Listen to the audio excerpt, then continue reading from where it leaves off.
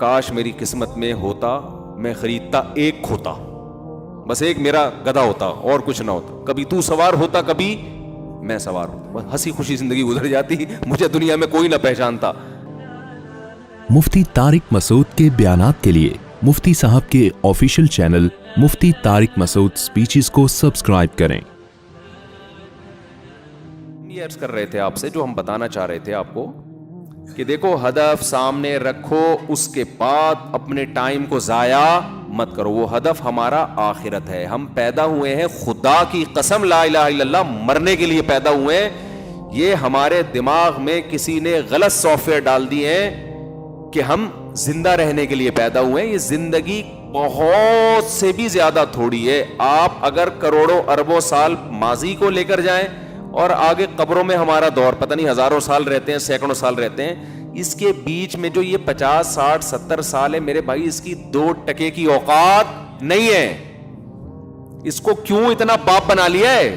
Success, کامیابی, اور actually یہ اسٹرگل کر کے یہاں تک پہنچا. جہاں مرضی پہنچ جائے بھائی, تو تھوڑے دنوں میں کہاں آنے والا ہے؟ قبر میں آنے والا. تھوڑے دنوں کو پتہ بھی نہیں ہے کب آئے گا.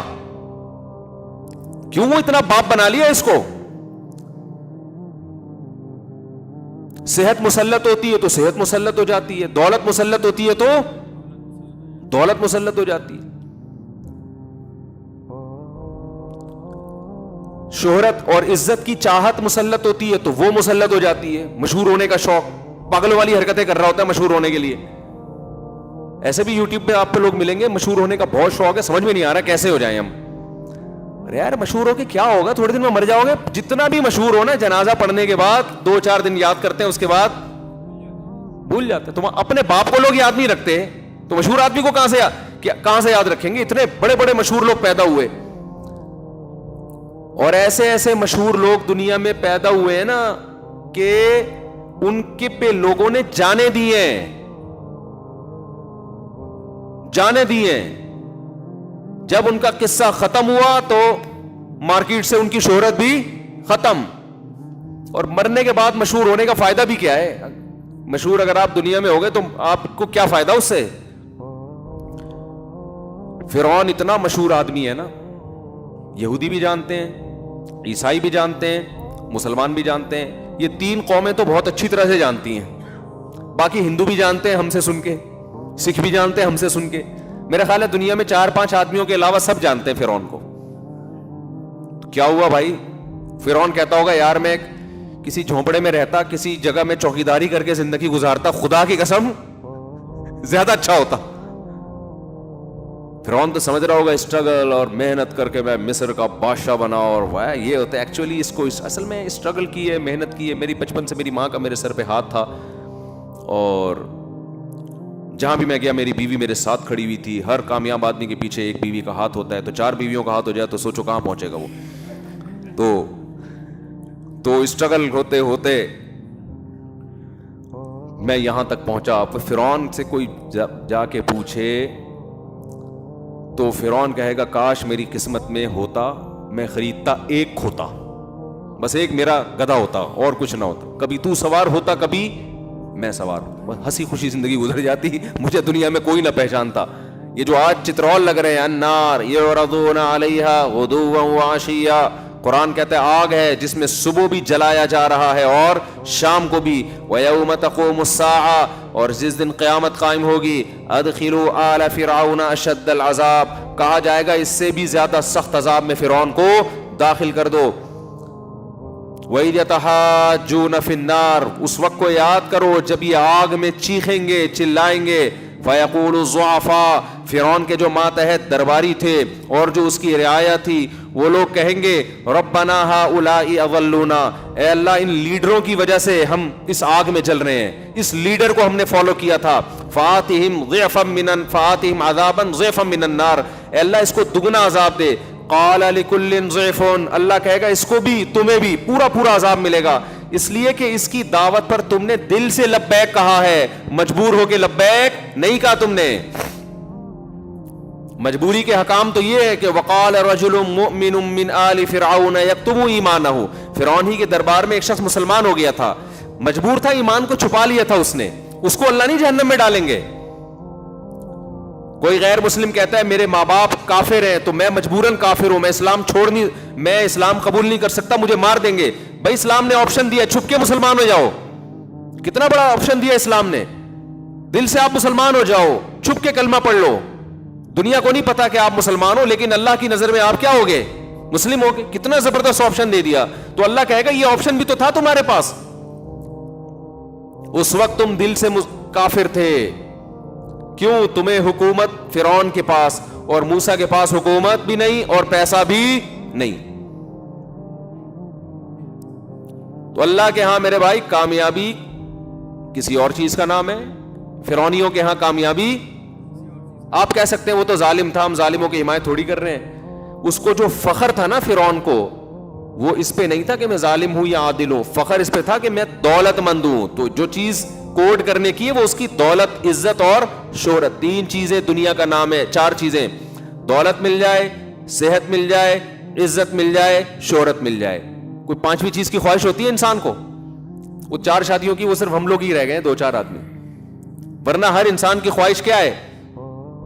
دولت, عزت, شہرت اور صحت.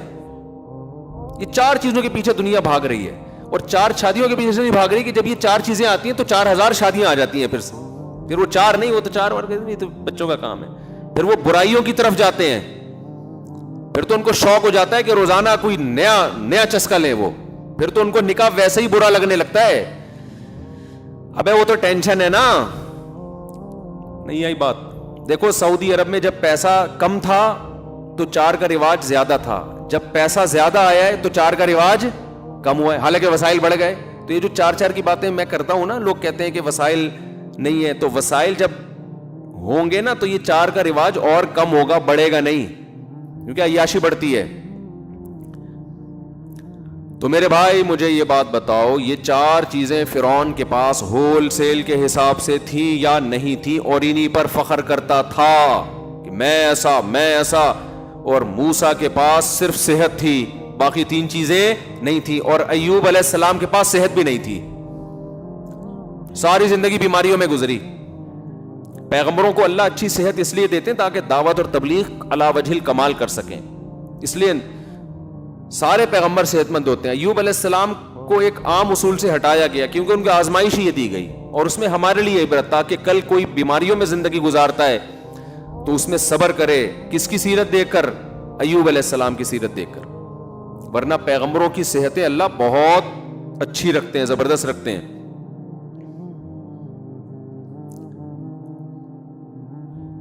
تو آپ کا ہدف جب میرے بھائی آخرت ہوگا تو پھر آپ کے لیے اس دنیا کی حیثیت 2 ٹکے کی نہیں رہے گی. مل جائے بہت اچھی بات ہے, نہیں ملے صبر. آج جتنے ڈپریشن کے مریض آپ کو, اسٹریس کے مریض دنیا میں نظر آئیں گے, سارے ان 4 میں سے کسی ایک چیز کی کمی کی وجہ سے احساس کمتری کا شکار ہوں گے. ہائے یہ اس کے ساتھ یہ ہو گیا, ہائے مجھے پاس تو کچھ بھی نہیں ہے, ہائے میرے پاس تو کچھ بھی نہیں ہے, ہائے میرے پاس تو کچھ بھی نہیں ہے, ہائے میں تو غریب ہوں, ہائے میں تو بی سے بغیرت ہوں, ہائے میں تو فلانا ہوں, ہائے میں تو یوں. یہ ٹینشن ہوتے ہوتے اس کے دماغ کو کیا کر دیتی ہے؟ خراب. مسلمان کی خوشی دولت میں نہیں ہے, مسلمان کی خوشی دنیا کو مسافر خانہ سمجھنے میں ہے. ٹرین میں جا رہے ہیں, چھکا چھک چیزیں آ رہی ہیں نا. ابے بھائی ٹرین کا بچپن کا سفر بڑا مزے کا ہوتا تھا, کھڑکی والی سائڈ پہ بیٹھتے تھے. ہمارے تو بہن بھائیوں میں پھڈے ہوتے تھے, کھڑکی والی جگہ نہیں ملی. جو بیٹھ جاتا تھا اس کو اٹھانے میں کئی گھنٹے لگتے تھے, اس کو گھسیٹتے تھے ہم, اٹھ بھائی میں بیٹھوں گا. تو اس میں کیا ہے, سفر میں انجوائے کرتا ہے نا آدمی. آج یہ آ رہا ہے, پھر وہ دریا آ رہا ہے, پھر ڈگڈم ڈبڈم, وہ جو نہیں پل پہ سے گزرتی اس کا الگ. مٹی کے گھر آ رہے ہیں, گائے بھینسیں دم ہلاتی آ رہی ہیں, پھر شہروں میں داخل. تو یہ بڑا ایک کیا ہوتا ہے, اس سے سفر کو بس اتنا ہی انجوائے کر سکتا ہے آدمی. اس سے زیادہ سفر کو لفٹ کرائیں گے تو ٹینشن بڑھے گی. آپ نے مزید لفٹ کرایا کہ کھڑکی اتنی اچھی, سیٹ اتنی اچھی, تو میں یہیں بیٹھوں گا, کیا یہ مجھ سے چھوٹ جائے گی؟ یہ ٹینشن ہے بھائی, یہ بھی ٹینشن. وہ دیکھو اس والے ڈبے میں, وہ بوگی میں وہ برگر کھا رہا ہے اور ہمیں ابھی تک برگر نہیں ملا. وہ بھائی منزل کا سوچ کے, ہم تو چونکہ نانی کے گھر جاتے تھے نا, کراچی سے ہم جون جولائی کی چھٹیوں میں نانی کے گھر جاتے تھے سرگودا. ہمیں خوشی اس کی نہیں ہوتی تھی کہ یہ والی اس کی بھی ہوتی تھی, اتنی زیادہ نہیں, زیادہ خوشی اس کی ہوتی تھی کہاں پہنچنے والے ہیں, نانی کے گھر. کھلا کھائیں گے تے ننگا نہائیں گے. ننیال میں انسان بگڑتا ہے, ددیال میں سنورتا ہے, رپورٹ ہے یہ.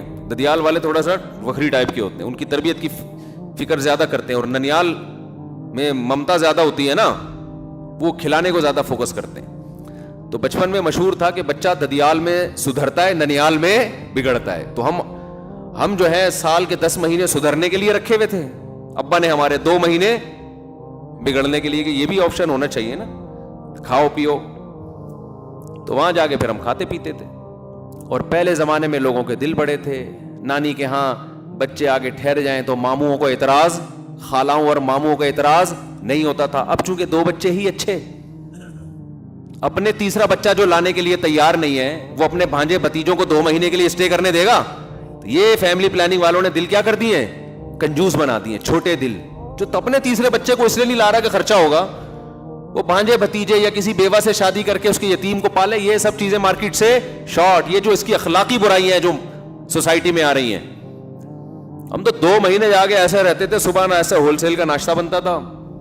اور یہ جب جون جولائی کی چھٹی, اگر کوئی شادی بیاہ ہو گئی پھر 4 مہینے پہلے جا کے پڑ جائیں گے, ٹھیک ہے نا, اس کا اپنا مزہ ہے بھائی. لوگوں کی آمدنیں کم تھیں, دل اتنے بڑے بڑے. تو ٹائم ہی نہیں ہے کسی کے پاس. تو خیر, تو ہمیں منزل کی خوشی ہوتی تھی. تو انسان کی نیچر ہے بھائی منزل کی خوشی. تو آپ کی منزل اگر اچھی ہے, اعمال اچھے ہیں, برائی ہو جاتی ہے, توبہ کی توفیق ملتی ہے, تو لائف کو کیا کرو, انجوائے, ٹھیک ہے نا. ہمارے حضرت مفتی رشید احمد صاحب رحمہ اللہ اتنے خوش رہتے تھے. دیکھو بڑھاپے میں تو انسان کی ٹینشن بڑھ جاتی ہے کہ اب یار اب تو میں دنیا سے چلا جاؤں گا, اب تو یہ ہائے میرے بچوں کا کیا ہوگا, ہائے میرے. ہمارے حضرت کا جیسے جیسے عمر بڑھ رہی تھی ہم دیکھتے تھے حضرت کے چہرے پہ خوشی کے آثار کم ہونے کے بجائے بڑھ رہے ہیں. اور اس کی خوشی کی وجہ سے صحت اور اچھی ہوتی چلی جاتی تھی.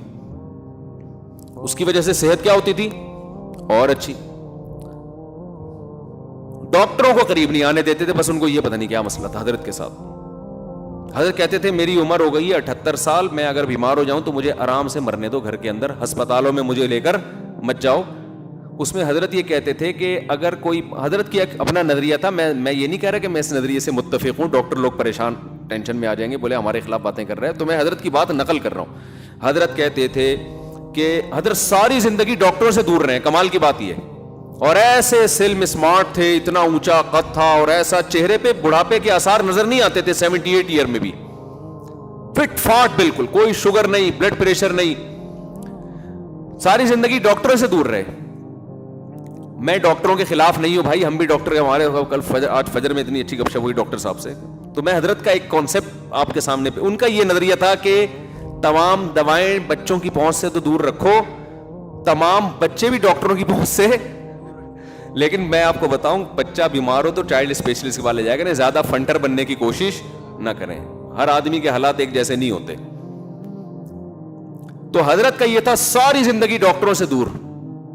تو حضرت کی وصیت تھی میں جتنا بھی بیمار ہو جاؤں مجھے ہسپتال لے جانے کی اجازت نہیں ہے. یہاں تک تھا کہ اگر کوئی ایمرجنسی میں خدا نخواستہ کوئی دہشت گرد نے حملہ کیا, زخمی ہو جائے, پھر تو ایک الگ بات ہے, لیکن بیمار ہو جاؤں تو مجھے لے جانے کی اجازت, یہ وصیت. اور حضرت کہتے تھے کہ اتنا سا پلو اگر چکی میں آ گیا نا تو کیا بچ جاؤ گے آپ. کر بھی اتنا سا پلو آیا ہے, وہ اتنا سا اکائی ہوتی ہے, اس کے بعد وہ آپ کی قمیض کو کھینچتا ہے, پھر پورا آپ کو آہستہ آہستہ کھینچ کے کیما بنا کے نکال دیتا ہے. فرماتے تھے جو ڈاکٹر کے پاس چلا گیا تو پوری زندگی اب وہ ڈاکٹروں کا بولو اب نہیں تھی. وہ کہتے تھے آپ کہے کہ مجھے یوں ہے تو وہ دوا دے گا تو وہ ٹھیک ہو جائے گا, اس کے بعد کچھ اور تھوڑے دنوں میں شروع, پھر وہ ٹھیک کرنے کے لیے گئے تو وہ ٹھیک ہوگا, پھر کوئی تیسری چیز شروع. تو ایسے ہوتے ہوتے تو وہ اپنی صحت کا ان کی مینٹین ایسی رکھی ہوئی تھی, بیمار ہوتے ہی نہیں تھے. ہو گئے تو ہومیوپیتھک کے کبھی 2-4 ڈراپ لے لیے یا کوئی ہم کی ہلکی پھلکی دوا کھا لی, اس کے علاوہ نہیں. تو خیر, لیکن آپ جائیں, آپ فنٹر بننے کی کوشش نہ کریں, تو کوئی صحیح ڈاکٹر ہو کوئی. تو میں یہ عرض کر رہا تھا میرے بھائی، ہدف کو متعین کرو. ہمارا ہدف دنیا نہیں ہے، ہمارا ہدف آخرت ہے. پھر اللہ کی قسم اس کا سب سے پہلا فائدہ کیا ہوگا؟ آپ کو اللہ زندگی کی خوشیاں دے گا. ہمارے حضرت کو جیسے تھا نا، بڑھاپے میں کہتے ہیں بس جانے والے ہیں دنیا سے. تو کسی نے کہا حضرت اتنے بیمار ہو گئے تو مر جائیں گے ہاسپٹل. فرمایا تو مر جائیں گے تو 78 میں بھی نہیں مرے تو پھر کب مرے بھائی؟ اب ننیال آ جائے جلدی. کیا خیال ہے؟ کہتے اب، لیکن یہ بڑوں کے سوچنے کی چیز ہے، آپ کے سوچنے کی چیز یہ نہیں. آپ نا اپنے نانا کو جا کے بول دیں کہ نانا اب آپ 80-85 کے ہو گئے، اب ایسا نہیں ہے. ہمیں یہ حکم ہے کہ بھائی ابھی تو نانا آپ نے دیکھا کیا ہے، 85 کیا ہوتا ہے. بڑوں کے سامنے ان کے ادب کا تقاضا یہ کہ آپ ان کو بچانے کی پوری کوشش کریں. ہمارے ایک جاننے والے تھے، انہوں نے ہمارے نانا سے یہ الفاظ جا کے کہہ دیے. ان کی عمر تھی 90-95 سال ماشاءاللہ. تو ان کو جا کے کہہ دیا کہ ہم نے سنا ہے کہ اس عمر سے پناہ مانگی گئی ہے. ابے ہم نے کہا ان کے سامنے بتانے کی چیز تھوڑی ہے یہ. پناہ بھی نہیں، اور پناہ بھی اس صورت میں مانگی گئی ہے کہ انسان طویل عرصے بوجھ بنا رہے زندگی کے. وہ تو ماشاءاللہ چلتے پھرتے، تراویح پڑھتے تھے مسجد میں جا کے. تو یہ بعض لوگ کہاں کی بات اٹھا کے کدھر فٹ کر دیتے ہیں. تو ہمیں حکم یہی ہے کہ جس کی عمر جتنی زیادہ ہو جائے وہ ہمارے گھر میں اللہ کی اتنی بڑی رحمت. تو ہم تو بچانے کی کوشش کریں، کیونکہ حدیث میں آتا ہے انکم ترزقون بضعفائکم، تمہیں تمہارے ضعیفوں کی وجہ سے رزق دیا جاتا ہے. گھر میں بوڑھے کا وجود اللہ کی برکت نازل ہونے کا سب سے بڑا ذریعہ ہے. اس کی خدمت، اس کا وجود ہی آپ کے رزق میں برکت کا ذریعہ ہے. تو لیکن خود انسان ہر وقت جانے کے لیے تیار ہے. تو پھر وہ ہم اگلے ہفتے پھر اسی ٹاپک کو لے کے چلیں گے. کیا کریں، ہمارا بیان ہے ویسے ہی چل رہا ہوتا ہے، ٹاپک مکمل ہی نہیں ہوتا. تو اور اس کو چلا دیں گے، کوئی اتنا بڑا مسئلہ نہیں ہے. مر جائیں گے نا بیان کے دوران. زیادہ سے زیادہ یہ ہوگا نا کہ آپ کا ٹاپک کمپلیٹ نہیں ہوا اور آپ کی عمر مکمل ہو گئی، ادھورا ٹاپک لے کے قبر میں گئے آپ. تو یہی زیادہ ہوگا نا. آپ کہتے ہیں بھائی ہو سکتا ہے مفتی صاحب ٹاپک کو 20 سال میں ختم کریں، 30 سال میں تو ختم ہی نہیں ہو رہا. تو کوئی بات نہیں یار، اسی ادھورے کو لے کے چلے جانا. جو مین میسج ہے وہ تو سمجھ میں آ رہا ہے کہ نہیں آ رہا. تو دنیا دل لگانے کی جگہ نہیں ہے بھائی.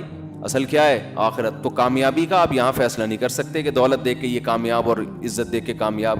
اور بھائی اگر یہ عزت آخرت میں کام آئے گی تو پھر تو ٹھیک ہے، نہیں کام آئے گی تو فرعون کہے گا کاش میں چوکیدار ہوتا، کاش میں جھونپڑے میں رہ کے ہنسی خوشی زندگی گزار کے چلا جاتا، کاش میری قسمت میں ہوتا میں خریدتا ایک کھوتا، کبھی تو سوار ہوتا کبھی میں سوار ہوتا، بس اتنا ہی ہوتا، اس سے زیادہ کچھ بھی نہ ہوتا. تو یہ ہماری بھی کہیں چاہت نہ ہو جائے. آخرت کو فوکس کرو. اللہ ہمیں سمجھنے کی، عمل کی توفیق عطا فرمائے.